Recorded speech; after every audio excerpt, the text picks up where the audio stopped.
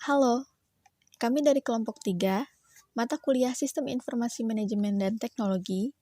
Kami di sini akan mempresentasikan materi tentang meningkatkan mutu pengambilan keputusan manajemen untuk perusahaan digital. Anggota kelompok 3 ini yaitu 1. Uswatun Fitria, NIM 190810301167. 2. Andri Trisulistiono, NIM 190810301169. 3. Eris Vitasari Irwanto, NIM 190810301181. 4. Firman Agus Satria, NIM 190810301189.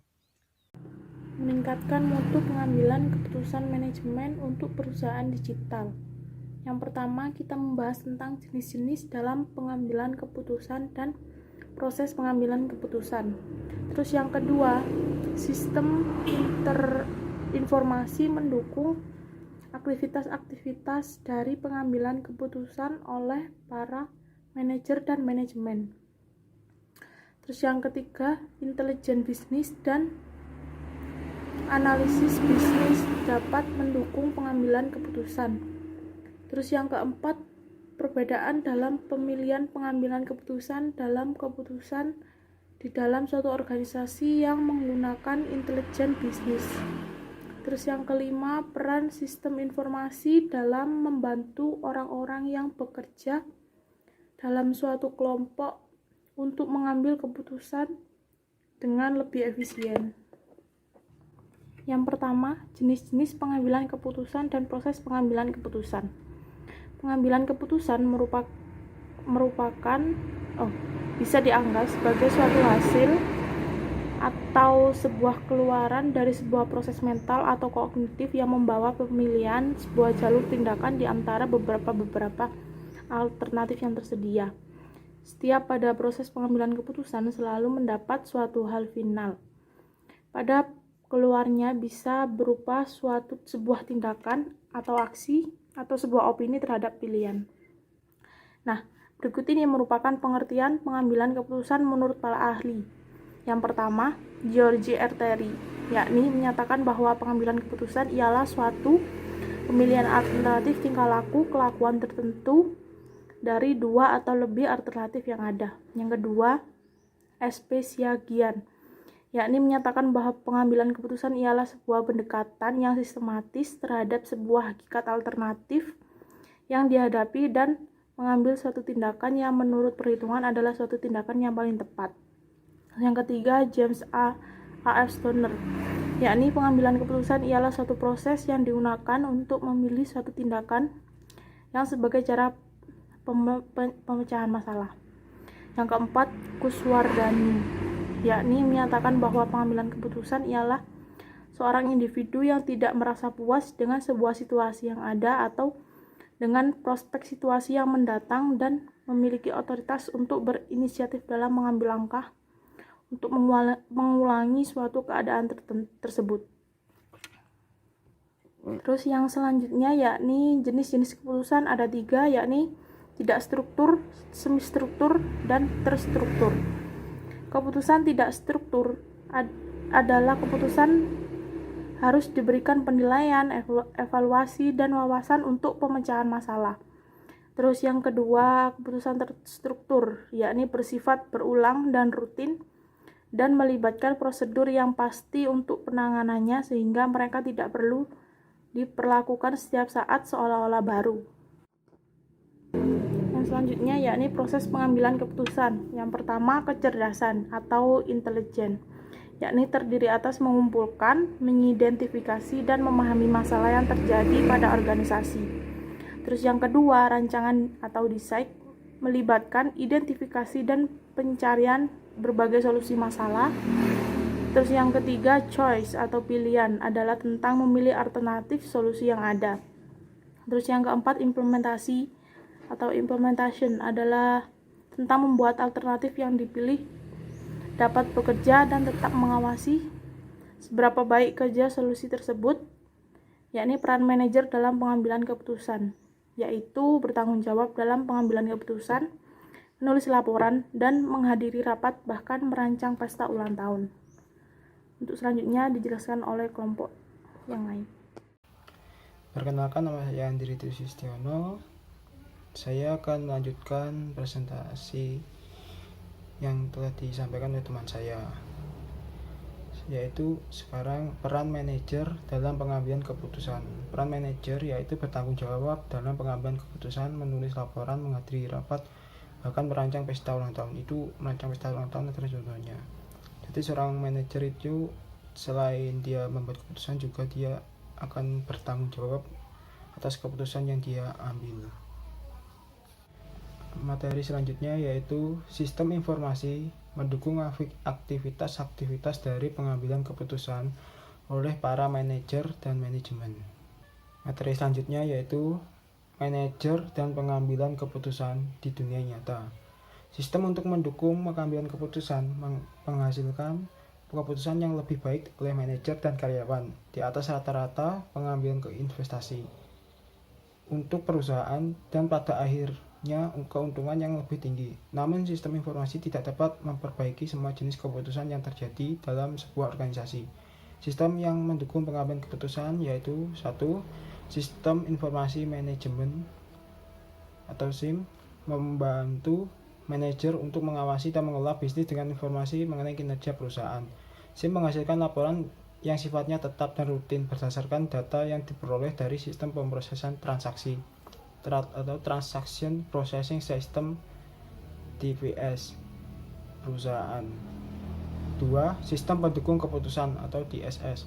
DSS mendukung analisis masalah semi struktur dan tidak struktur. Komponennya yaitu basis data DSS, sistem perantik lunak DSS, OLAP atau pivot, terus nilai dari bisnis DSS yaitu untuk keputusan penentuan harga, 2 untuk analisis profitabilitas, 3 untuk manajemen hubungan pelanggan atau CRM.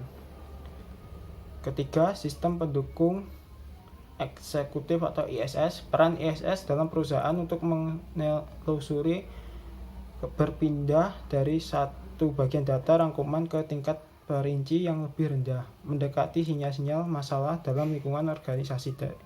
Jadi misalnya itu dari tingkat atas manajer puncak ke bawah sampai ke karyawan.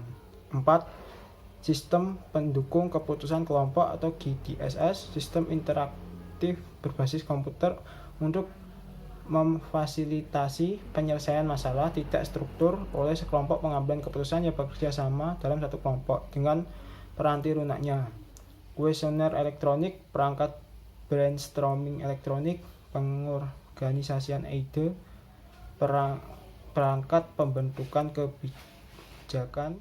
Materi selanjutnya yaitu peran manajerial. Manajer memainkan peran kunci dalam organisasi. Tanggung jawab mereka berkisar dari membuat keputusan, menulis laporan, menghadiri rapat, mengatur pesta ulang tahun. Model manajemen klasik yang menggambarkan apa yang manajer lakukan. Sebagian besar dari rangkuman sebagian besar tidak diragukan lagi selama dari 70 tahun sejak tahun 1920-an. Menurut Henry Van Loel dan penulis awal lainnya, pertama kali mendeskripsikan 5 fungsi klasik manajemen sebagai yaitu perencanaan, pengorganisasian, koordinasi, penentuan, dan pengendalian. Nah, sedangkan Mintzberg menentukan bahwa peran manajerial terbagi dari 3 kelompok, yaitu interpersonal, yaitu manajer sebagai tokoh untuk organisasi ketika mereka mewakili perusahaan mereka ke dunia luar, dan sebagai simbolis. Ketiga, informasi, manajer bertindak sebagai pusat saraf organisasi. Mereka menerima informasi yang paling nyata dan terkini serta mendistribusikannya kembali kepada mereka yang perlu memakainya. Yang ketiga yaitu keputusan. Manajer bertindak sebagai pengusaha dan pemulai jenis kegiatan baru, menangani gangguan yang timbul dalam organisasi, mengalokasikan sumber daya untuk anggota staf dan membutuhkannya, dan menegasikan konflik menengahi antara kelompok yang saling bertentangan. Nah, peran manajemen adalah peran antar pribadi, yaitu interpersonal, yaitu sebagai figur utama atau simbolik ketika memberikan penghargaan kepada seorang karyawan. Dan kedua yaitu peran informasi tadi, yaitu untuk bertindak sebagai pusat saraf dari organisasi, yaitu menerima informasi terkini yang paling konkret dan didistribusikannya kepada para bawahannya atau karyawannya. Yang ketiga, keputusan seorang manajer itu bertindak sebagai pengambilan keputusan. Dalam peran pengambilan keputusan, mereka bertindak sebagai wirausaha dan mengusulkan jenis-jenis aktivitas baru. Materi selanjutnya yaitu pembuatan keputusan di dunia nyata. Kita sekarang melihat bahwa sistem informasi tidak membantu semua peran manajerial, dan dalam peran manajerial di mana sistem informasi dapat memperbaiki keputusan investasi di bidang teknologi informasi tidak selalu menghasilkan hasil yang positif. Alasan utamanya yaitu 3. Pertama, yaitu kualitas informasi. Kualitas informasi yang berkualitas tinggi memerlukan informasi yang sangat konkret. Contohnya yaitu akurasi, integritas, konsistensi, kelengkapan, validasi, ketepatan waktu, dan kemudahan akses. Yang kedua yaitu filter manajemen. Sebagai seorang manajemen harus bisa menyaring informasi yang dia dapat, apakah atau yang informasi tersebut adalah benar adanya dan juga baik digunakan untuk pengambilan keputusan. Yang selanjutnya yaitu budaya organisasi. Yang dimaksud di sini adalah budayanya adalah kegiatan yang dilakukan di organisasi tersebut atau yang sering dilakukan, yang sudah sejak lama atau sudah dari pertama kali didirikan. Selanjutnya yaitu pengambilan keputusan tinggi berkelanjutan. Saat ini banyak keputusan yang dibuat oleh organisasi tidak dilakukan oleh para manajer atau manusia manapun. Kelas keputusan yang sangat terstruktur dan otomatis berkembang pesat. Apa yang membuat mengambil keputusan kecepatan tinggi otomatis ini mungkin adalah algoritma komputer yang secara tepat menentukan langkah-langkah yang harus diikuti untuk menghasilkan keputusan basis data yang sangat besar. Prosesor berkecepatan tinggi dan perangkat lunak dan yang dioptimalkan untuk tugas tersebut. Jadi seorang manajer itu bertindak pengambilan keputusan berdasarkan data yang dia dapat dan juga dia masukkan ke suatu sistem perangkat lunak. Dan sistem tersebut akan memberikan beberapa data ya, sehingga seorang manajer dapat memberikan keputusan atau pengambilan keputusan yang baik.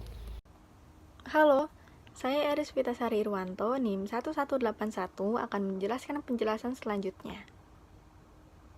Yang ketiga, ada intelijen bisnis dan analisis bisnis dapat mendukung pengambilan keputusan. Bisnis intelijen adalah istilah yang digunakan oleh vendor perangkat keras dan perangkat lunak.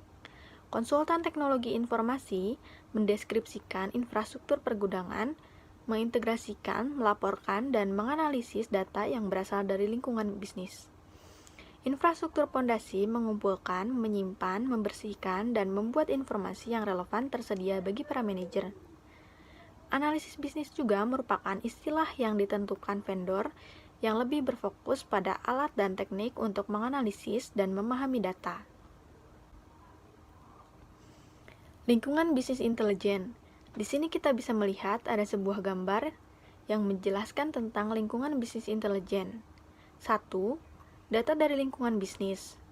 Bisnis harus menangani data terstruktur dan tidak terstruktur dari berbagai sumber, termasuk perangkat seluler dan internet. 2. Infrastruktur intelijen bisnis. Landasan dasar intelijen bisnis adalah sistem basis data yang kuat, yang menangkap semua data yang relevan untuk menjalankan bisnis. 3. Analisis bisnis. Suatu set perangkat lunak yang digunakan untuk menganalisis data dan menghasilkan laporan, merespon pertanyaan yang diajukan oleh manajer, dan melacak kemajuan bisnis dengan menggunakan indikator kinerja utama. 4.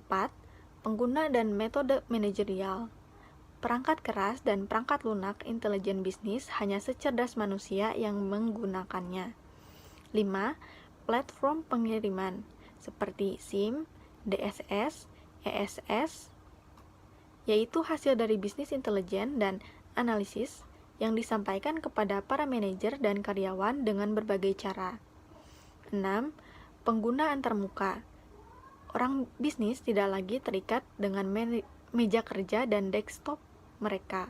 Mereka sering belajar lebih cepat dari representasi data visual daripada dari laporan kering dengan kolom dan baris data.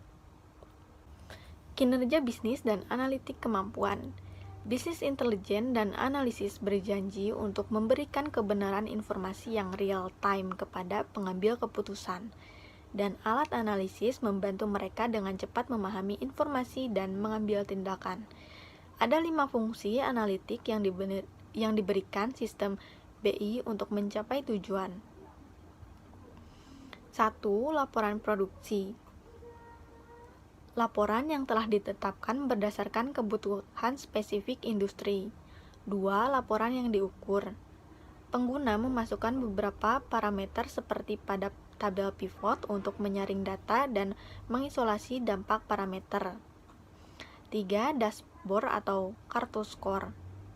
Alat visual untuk menyajikan data kinerja yang ditentukan oleh pengguna.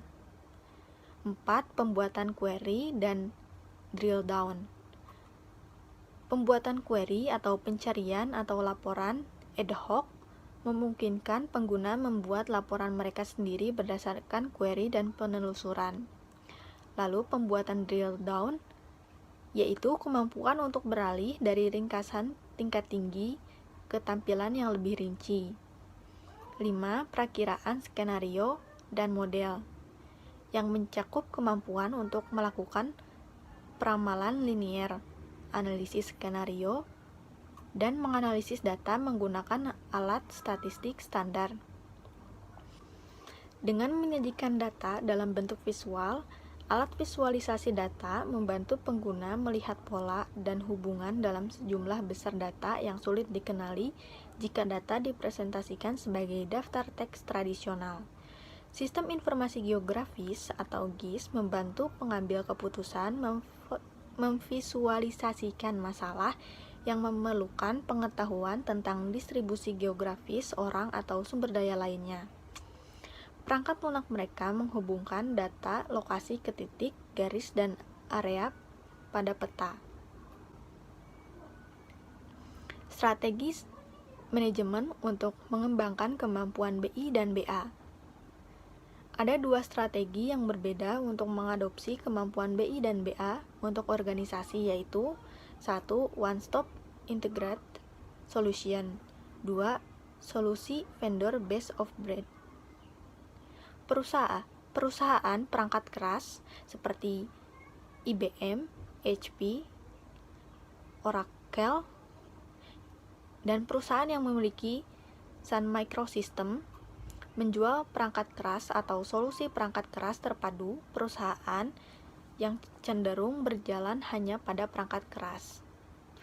Hal ini disebut one-stop shopping. Perusahaan perangkat lunak seperti ASAP, ASAS, dan Microsoft mendorong perusahaan untuk menerapkan perangkat lunak terbaik berkembang biak dan berjalan pada mesin apapun yang mereka inginkan.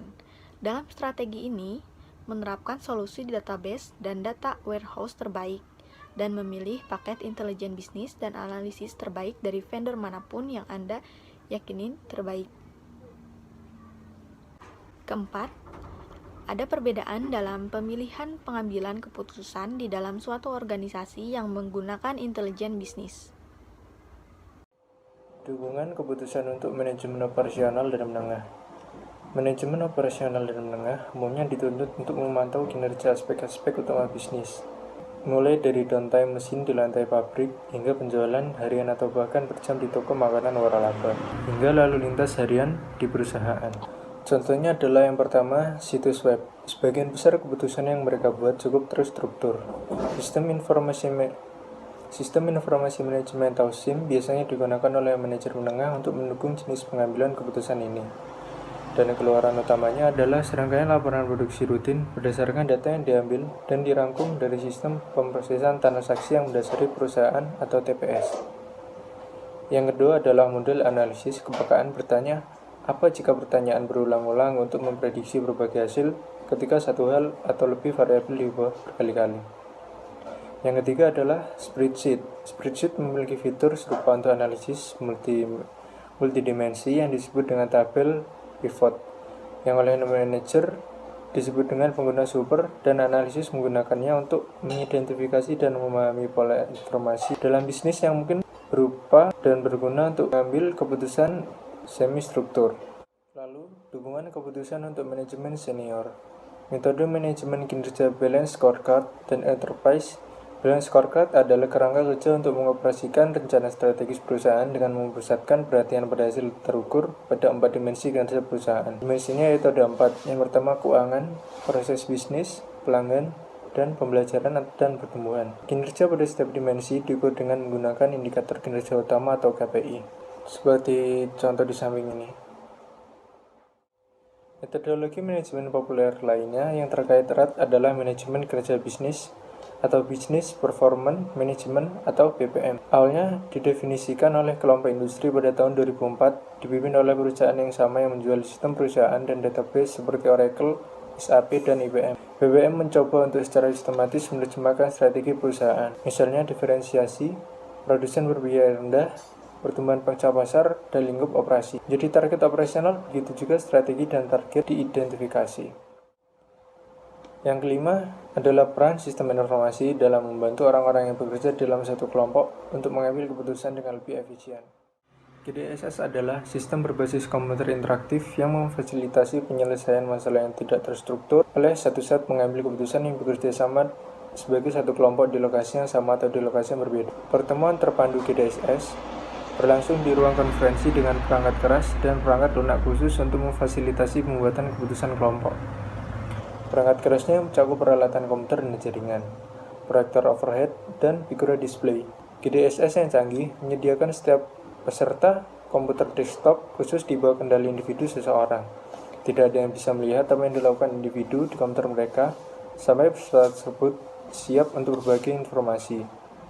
GDSS memungkinkan untuk meningkatkan ukuran pertemuan, sementara pada saat bersamaan meningkatkan produktivitas karena individu berkontribusi secara simultan dan bukan satu persatu. Keefektifan GDSS bergantung pada sifat masalah dan kelompok dan seberapa baik sebuah pertemuan direncanakan dan dilaksanakan.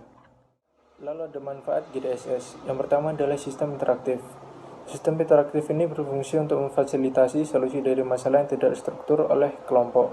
Lalu ada hardware dan software khusus. Hardware dan software khusus biasanya digunakan dalam ruang konferensi.